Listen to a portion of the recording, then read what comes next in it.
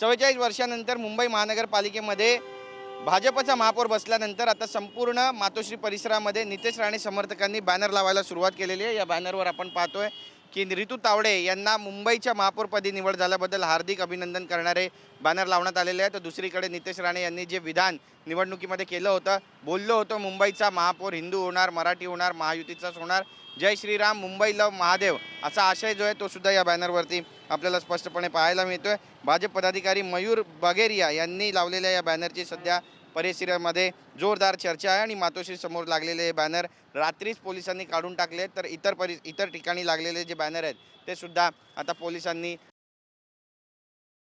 वाद आणखी आहे का हे पाहणं महत्त्वाचं ठरणार।